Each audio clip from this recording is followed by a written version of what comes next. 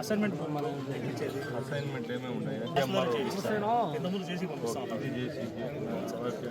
Government land ఇప్పుడు assignment government land అంటే ఇప్పుడు మీరు అసైన్ చేసి ఇచ్చింటారు అంతే అవేనా క్లాసెస్ అవి నెక్స్ట్ ఎందుకున్నాయంటే రోజు కొట్లాడినారు ఏదో గవర్నమెంట్ ప్రభుత్వం ఎండోమెంట్ ల్యాండ్స్ అన్నీ వస్తాయి సార్.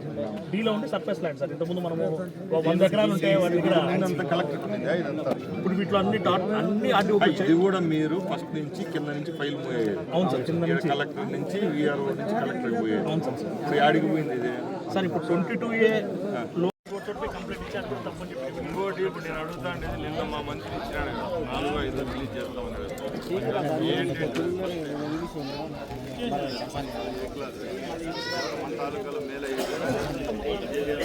రాజీ చేసి బిల్డింగ్ కట్టుకున్నాం మేము, పునాది కట్టి పెట్టినాము. ఇంకా 10 ఇళ్ళు పడతాయి.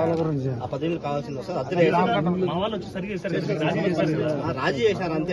అద్దులు వేయలేదు. అద్దులు వేసి సమస్యలు వస్తాయి.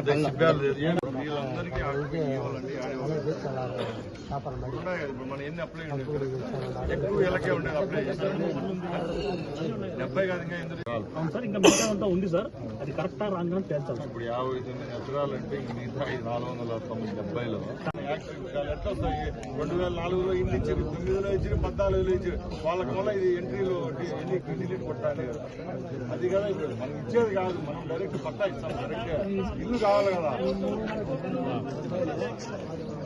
అంతా నిలిపినారు కదా జనాలు. ఎక్కడికైనా బయటికి రండి. ఖాళీ కరెంటు బిల్లులతో సమస్య రావద్దు. ఇంట్లో కరెంటు బిల్లులు పాత 2004 నుంచి వచ్చారు.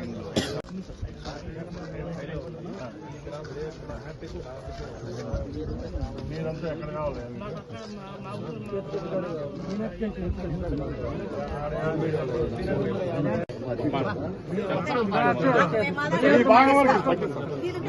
నకలు తీసుకుంటాం మామ.